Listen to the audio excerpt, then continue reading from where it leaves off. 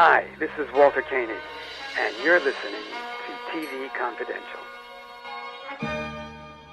Ed Robertson welcoming you to TV Confidential, radio talk show about television. Kathy Garver will join us later on this hour. Kathy Garver, the actress known around the world as Sissy Davis on Family Affair. Kathy is about to start production of a new TV show that not only brings viewers up to date on Sissy's life after a family affair, but has elements of such modern shows as Modern Family. Kathy Garver will join us later on in this hour. We hope you'll stay tuned for that. In the meantime, coming up in our second hour, we will welcome Jason Stewart. Jason Stewart, the Swiss Army knife of actors and one of the very first openly gay stand-up comedians. In the meantime, we'll start off this hour by welcoming back our friend Marc Cushman. Marc Cushman, the definitive chronicler of all things Star Trek, and Gene Roddenberry. Marc's books on television include These Are The Voyages, Star Trek The Original Series, Volumes 1, 2, and 3, an epic-length biography of the original Star Trek that goes where no book on television has ever gone before. You'll recall that at the end of part 1 of our conversation on last week's program, we were talking about the often acrimonious relationship between Gene Roddenberry and Harlan Ellison, much of which stemmed from how upset Ellison was at the extent to which his original script for City on the Edge of Forever had to be rewritten in order to make it work for Star Trek. We also talked about how Perry Mason creator Earl Stanley Gardner was very much a mentor to Gene Roddenberry early in Roddenberry's television career, and how Gene's pride unfortunately cost him that relationship. As we pick up the conversation, it goes to why, even though Ellison wrote for television, he had sort of a love-hate relationship with television, and he really left his mark as a novelist in science fiction. And look, you know this because you've written for television. Unless you are the producer of the show, any script that is written for television is going to go through the typewriters, or today the PC or Macs, of the showrunners. That's just a reality. Right. Yeah, it's a collaborative process. You do your first 2 drafts. I mean, you'll come in and pitch, and if they like the story you pitch, they put you on assignment, and you go write a treatment. And then they give you some notes, you revise the treatment, and then they tell you to go ahead and proceed to teleplay. And you write a first draft, they give you notes, you address their notes and do a second draft, turn it in, and you're done. Normally.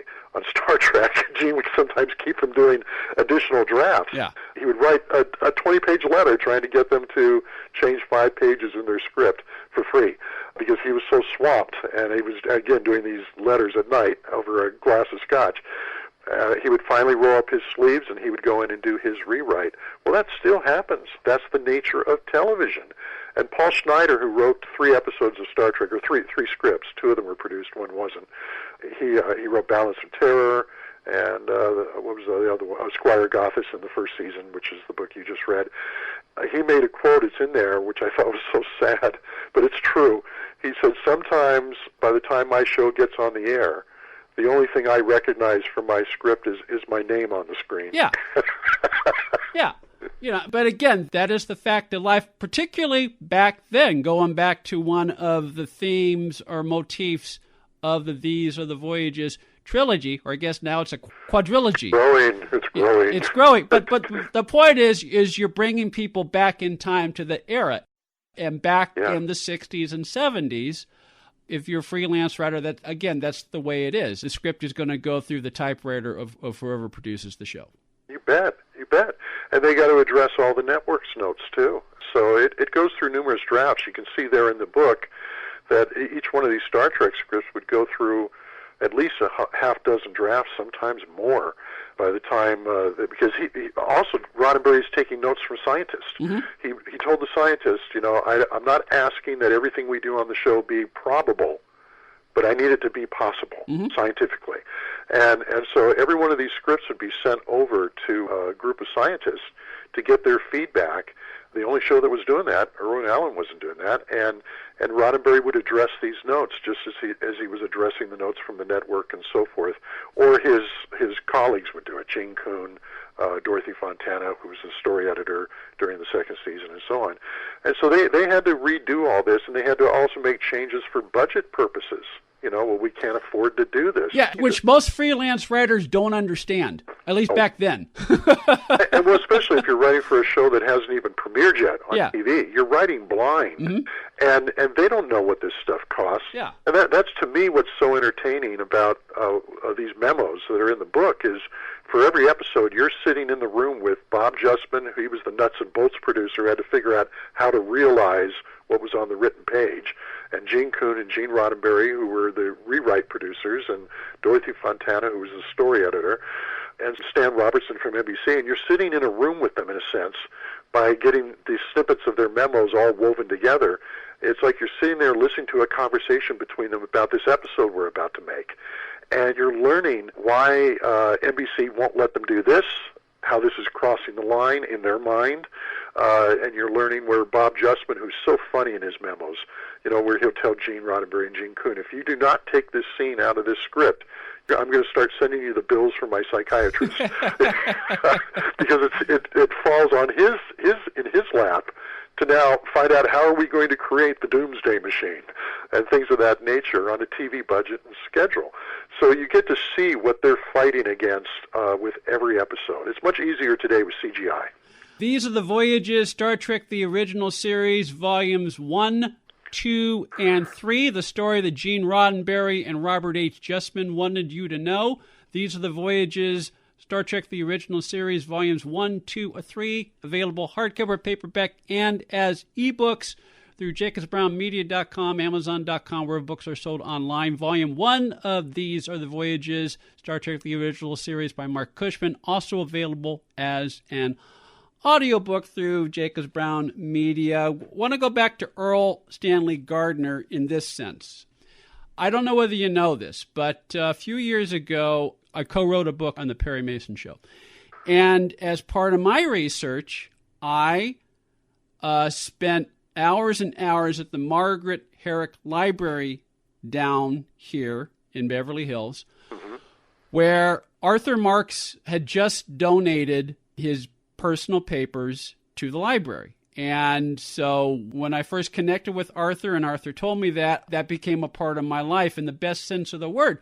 And while I didn't have access to every single memo that Gardner wrote, because Art had directed close to 70, 75 episodes, I had all the memos that Earl wrote for those 75 shows.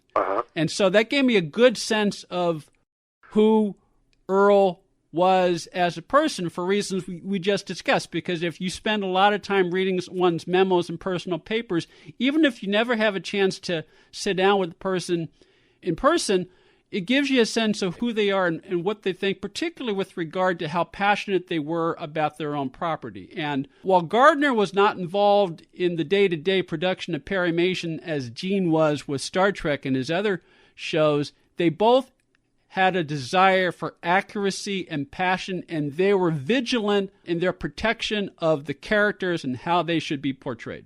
Yeah, you can see why they were friends. Yeah. You can see why they stopped becoming friends, because they were both very much alike in that way, very hands-on.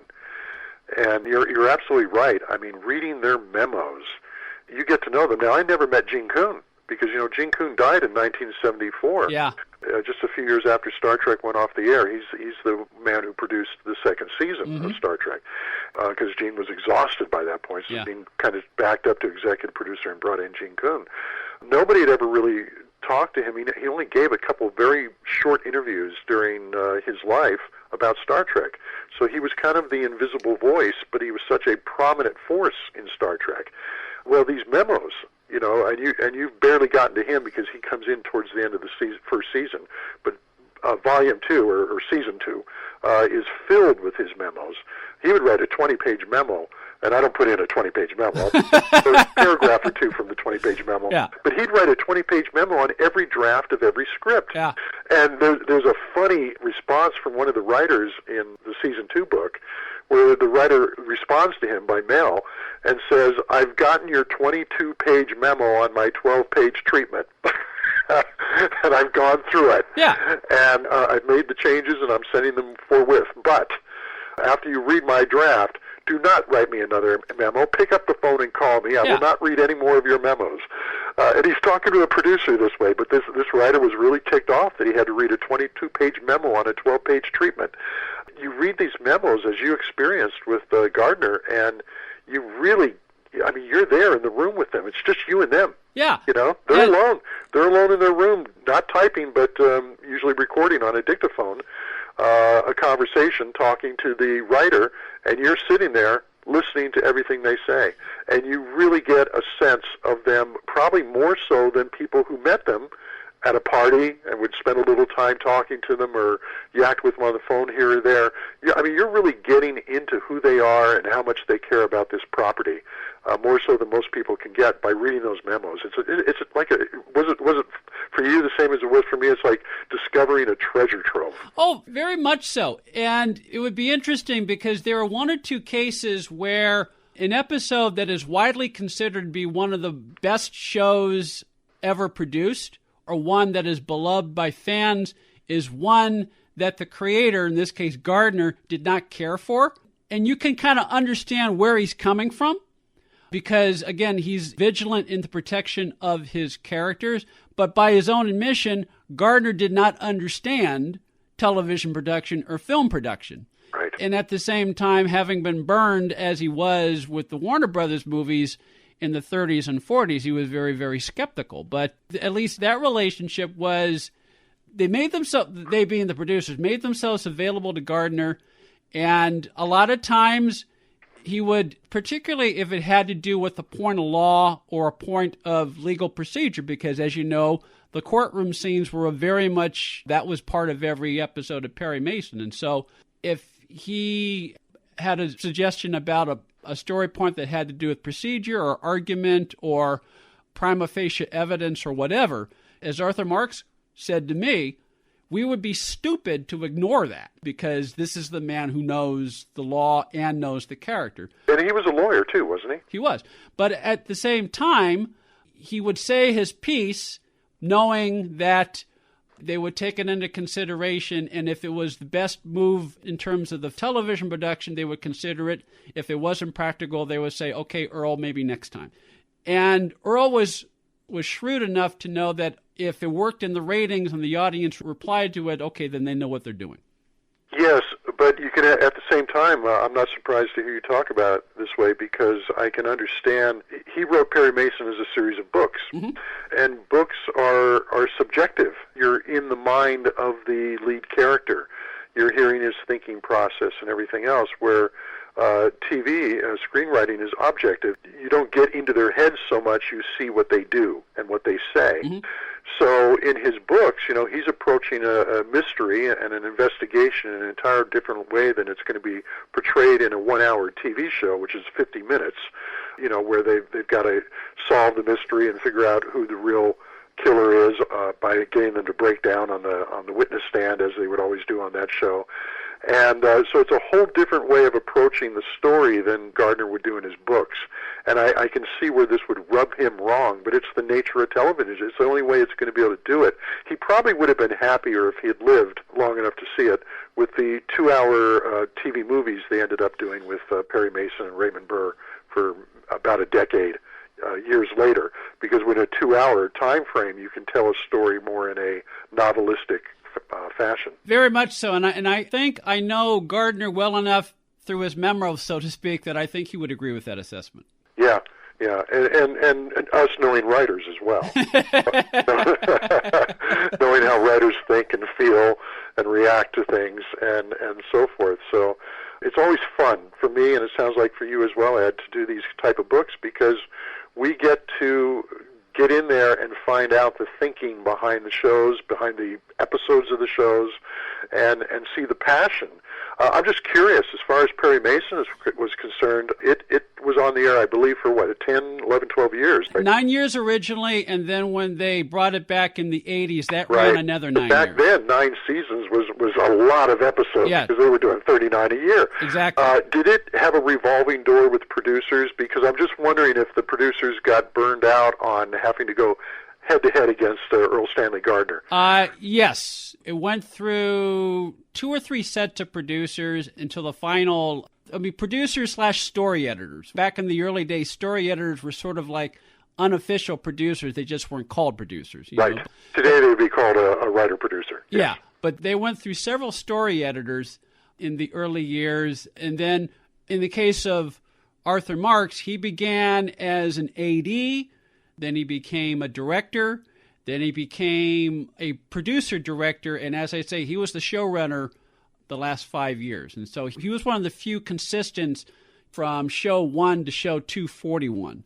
But he was consistent, as was Gail Jackson, as was Earl Stanley Gardner himself. And again, the fun thing is this speaks to what a good, I was going to say reference book, but I'm going to use your term, a good biography of a film or television series should do, which is to try to capture the emotion, the intent, the passion, the desire of the people behind the scenes. And one thing that was very consistent with Earl, just as it was very consistent with Gene throughout his career, was his desire to be as true to the concept of the show and the truth of the characters as he, whether it's Gardner or Roddenberry, conceived them as best as possible. Yeah. You know, and not everybody wants to read our type of books, but that's okay. We don't write them for everybody. If we were doing them for a mass readership, we would be doing these little books that just skim the surface of the subject like a lot of other people do when they write about television shows. I like to go for a deep dive. It sounds like you do as well, Ed, and I am familiar with your work, so I know it's what you do as well, because I want to know what the thinking was behind there. Now, like with Star Trek, and I'm sure with the shows you've covered, is you'll watch these episodes, same producers, throughout the season. They'll change out for the next season because everybody's burned out. Mm-hmm. Same story editor. But one episode will be great, and another episode kind of stumbles and falls on its face. And you wonder, well, the same talented people are behind this. Yeah, maybe different writers on the scripts, but the scripts get rewritten 100 times anyway. So why did this one fall down? And that's what I loved finding out when I went into the files, is to see what would go wrong on a certain production that would kind of spin it out of control, and how did they feel about it? And then to see a memo from Bob Justman at the end of like the alternative factor from the first season, which is probably the only bad episode from the first season, and he's saying, you know, what a shame we have to deliver this to NBC. Don't you wish we could just go bury it out on the back lot? You know, but it was, things went out of control, and it just turned out, but they can't stop in the middle of a production. No, because you are contractually obligated to produce. Well, back then, I think Star Trek was doing 26 shows a year. 29 the first year. Okay, you have air dates you got to meet. You got to deliver an episode. Well, I go back to a line Quinn Martin said around the time he produced The Fugitive. And he did 4 30-episode seasons of The Fugitive. So that's 120 shows total. And he said, when you have to produce 30 shows a year in an industry like television where it's volume-driven, and you got to get it done as quickly as you can to meet your production order. If you do 30 shows a year, 10 are going to be really good. 10 are going to be maybe 2.5 stars out of 4. And 10 are going to be, you made them because you have to make 30 shows a year. And you do the best you can given the circumstances. Right. And again, in the case of These Are The Voyages, you give readers a chance, okay, well, if they had a little more time, maybe it would be maybe not 2.5 stars, maybe it'd be 3.5 or 4. Yeah.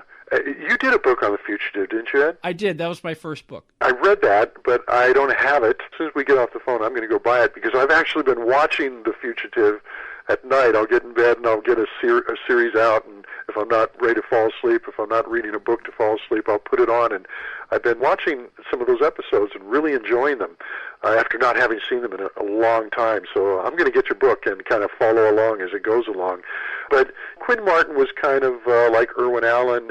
He came up with high-concept shows, and he was a quality producer. He put his stamp on it, and you knew what you could expect, but he wasn't trying to hit a home run each time out. The thing about Roddenberry and the people at Star Trek is they were. And they knew the mathematics, as you just said them so well, in quoting Quinn Martin, but they wanted every episode to be 4 stars. And they succeeded pretty well, especially during the first couple years before the budget was just trashed so horribly. every now and then, like Alternative Factor, something would happen where it just went out of control and fell down. And that's what I loved about finding the memo from Bob Justman saying, I wish we could go bury this on the back lot, because they did not want to put that on the air. But, yeah, they had to deliver it. And that's the way it worked back then. Now, you do 12 episodes a season, and you're doing them for HBO or Netflix or something, and you've got much bigger budgets, much bigger staffs, many more days to film an episode. And if you're not ready to start filming the next episode on Monday, you'll have let the crew take a week off, and you'll get the script ready and polished. They don't have to do it the way they used to do it on television. We'll continue our conversation with Marc Cushman after this quick time out here on TV Confidential. Become an advertiser or underwriter of TV Confidential and let our brand help promote your brand. To find out more, go to televisionconfidential.com/advertise. Hi, my name is Lily. My mom and dad used to fight about money all the time. Then one day, I heard them talking about this guy, some uncle I never knew, called Uncle Sam. Well, they say this Uncle Sam guy wanted them to pay him like $1 gazillion, and they didn't have $1 gazillion. So they called this company they heard on the radio called the Tax Doctor. And the Tax Doctor worked with Uncle Sam's people. I think they're called the IRS. And they were able to work it out so my mom and dad didn't have to pay Uncle Sam very much money at all. So now mom and dad are happy, and I'm happy too. Thanks, Tax Doctor. If you owe $10,000 or more to the IRS or state, call now and pay less. 800-649-0142. 800-649-0142. That's 800-649-0142. Story Salon is Los Angeles' longest-running storytelling venue. We have live shows every Wednesday in Studio City, as well as solo shows, podcasts, CDs, and several books. Los Angeles Daily News calls Story Salon Gemstones of Narrative, something new, funny, astonishing. Sunset Magazine says tales tall, tragic, and tantalizing. All of this makes Story Salon one of the most eclectic entertainment experiences available. You can learn more about us by going to our Facebook page or by visiting our website at www.storysalon.com.